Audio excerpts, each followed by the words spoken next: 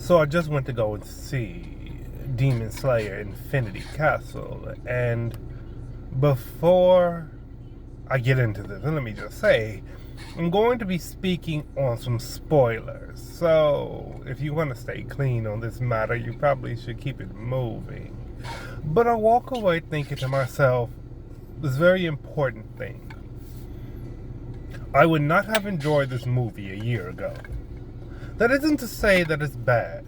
It's not. It's just last year I was in a headspace where the delivery of the movie would have left me wanting. And I in part thank, well, Piranesi and a few other books I've listened to between now and then that kind of fed a different hunger inside me because it let me go into this movie and see it for what it is. Demon Slayer is a fantasy martial arts series. Or if you prefer, a supernatural martial arts series. And going in, if you can see it like that, if you can leave it at that, then you'll be satisfied. But this sounds like I am trying to put in a lot of preemptive comments to say I didn't like it, but no, I did like it. I liked it for what it was, and I liked how it did a few things. Like, to start, I did not think that Shinobu would be fighting Doma, for one.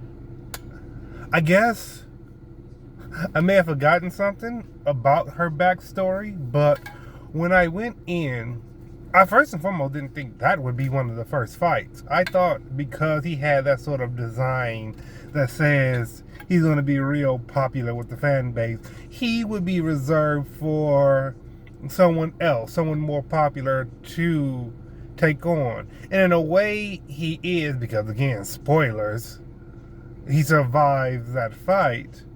But the fact that we start with Shinobu fighting him is a kind of good touch. Shinobu isn't one of our powerhouses. She isn't the person you expect to take out a main threat, one of the final bosses of the arc.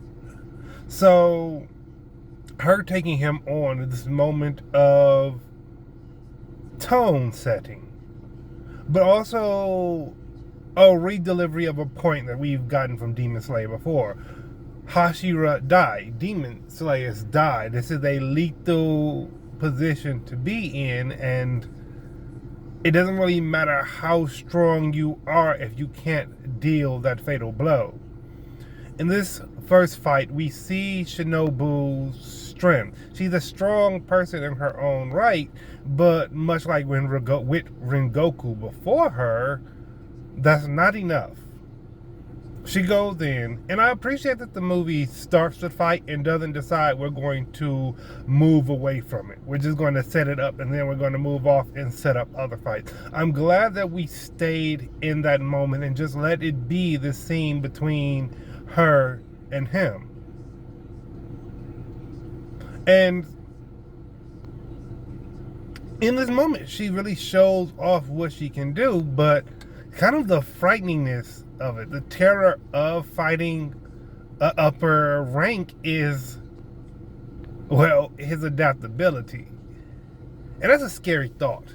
You're already not physically the most powerful person, so you deliver poisons. You depend upon poisons. You think to yourself, this is going to be your kill button, more or less.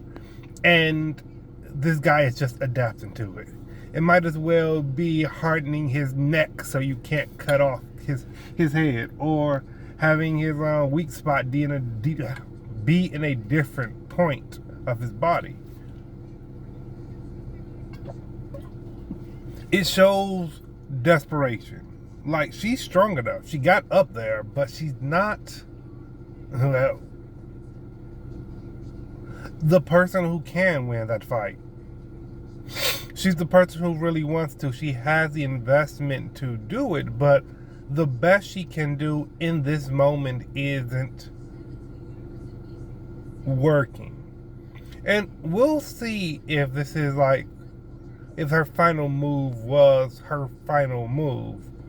I guess in the next movie, because again, spoilers, we don't end the final arc with this movie. Either way, we'll see if her next move is going to be, I mean, her final move was really her final move, or if she had another trick up her sleeve next time around. But I appreciate just where we started with that. This is, hey, all the weaker characters have gotten stronger. Hey, all the stronger characters have gotten stronger. But they're still not where they need to be to make this work. Then we get into Zenitsu versus Kaigaku. And that one was meh. Like, spectacle wise, it was nice. A lot of flashing lights and pretty colors. And Zenitsu had a chance to have a good moment. But it felt like a breather fight, if anything. I suppose if there was more emotional investment in this fight for me, then it would be different, but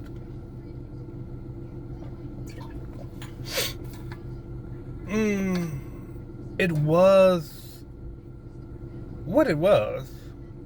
If you were a Zenitsu's fan and you've been waiting for him to do something really cool, that was one of those moments where you're like, okay, I finally got what I want. He's not asleep anymore. He's not being a coward anymore. He's really showing off. I'm like, okay, that worked out. That's a good way to use Zenitsu in that moment. And yeah, again, if I turn off a few of my proclivities and just take it as it is, this martial arts supernatural series, it's like, okay, yeah, Demon Slayer delivered. Zenitsu's fight delivered. But the big set piece of this movie that wraps it all up is the fight with Akaza. And that is probably where I found myself liking the movie the most, because it made me realize what distinguishes Tanjiro from other shonen protagonists, for one, and what his main strength is, for two. And it's very simple. It isn't just that Tanjiro is earnest and that he'll do his best. It's that he listens. And this is part of what we see in him every time he's mourning a demon too. He's not seeing a person as he imagines them. He is meeting them in that moment and listening to everything they have to say.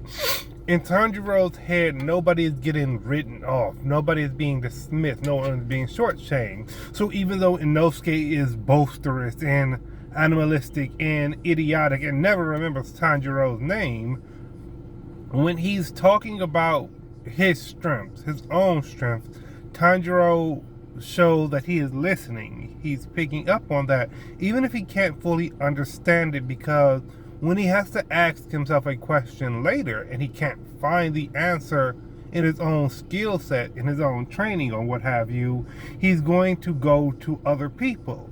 And so we see that when he's fighting, when they're in the thick of this fight with Akaza, and it's like, how the hell is this guy able to tell where I'm coming from, where all of our attacks are going to come from? It's like, by himself, Tanjiro would never be able to find out. But first he thinks about what Inosuke said about the matter, about having that sort of instinctual ability, because that's what Inosuke is. He's a creature of instinct. The whole beast association lends itself to that. So it's like, this is an instinctual thing. You can't necessarily teach yourself this. You have to unlock a sense of instinct. And I like too that it displays instinct in a different way. It's not just bestial. It's not just who's more animalistic. It's also how his father approaches the Hinokami dance. It's not one and done, you know. It's not, what's the word I'm looking for here, one note. were able to say, you're able to do more, or rather, you're able to do this because you found your language for it. That's a good way to put it. Because Tanjiro is, again, somebody who listens. So he understands how people talk. He understands that people talk in their own ways. But they're communicating a lived idea. They're not gods or what have you. They are people. And even the demons, going back to him mourning them, are people. They are originally humans who, for one reason or another, became these monsters. And so what we see in this big moment, this fight we've been waiting for, is kind of a clashing not just of sword versus fist, but philosophy, ideology coming to blows. Because what we see a lot with Akaza is that, well, what we see with a lot of the demons, and I guess I'll get into this point now, is that they are responding to the human world. They are responding to the fact that demons didn't make things bad. They were bad before Muzan was around. Akaza didn't have to steal to buy medicine and food for his father because Muzan did anything. He had to do that because that was the way the government was working. That was the way the system was working. And to that point, that whole line he says about, are the poor just meant to die? It's like, damn, is this the only thing the world has for us? If we don't have the coin, are we just meant to struggle until our last breath? And we see that a lot. We see that a lot with people who have taken Muzan's blood. It's actually funny, or not funny. Well, no, it's partially funny because you get characters like Akaza who are just betrayed by humanity. He falls. He has a great fall, loses everything, and then finds something else. He transforms already into a demon. He's going out into another area and attacking people. People who don't know him, people who only resemble what he hates. But he's attacking them, and then he meets his teacher who basically, again, gives him a chance to be reborn. He becomes human again. And he builds his humanity up. He finds a new family, he finds a new home, and then he loses it again. He's ready to settle into his humanity, and the world takes from him again because humans are garbage. So the pride of this other school leads to the death of his new life, and it's like, well, shit, what else can I do but fight? Grow stronger. He just wants revenge at this point. And what I was saying, it was funny too, how Kaigaku is, in his own way, failed by humanity. But it's his own humanity he's failed by. He's failed by his sense of pride.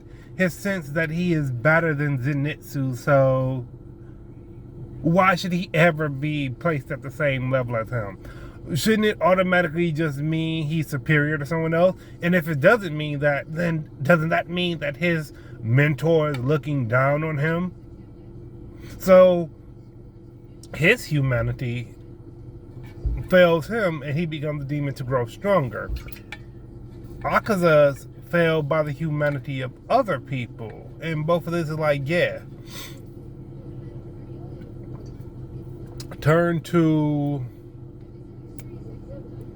what Muzan can offer you. Abandon your humanity so that you can become stronger. And they do, but in losing that humanity, they kind of, there's some Buddhist philosophy in that, where they lose their humanity to hold on to something, a mortal idea, and they remain immortal for it, but also bound to Muzan.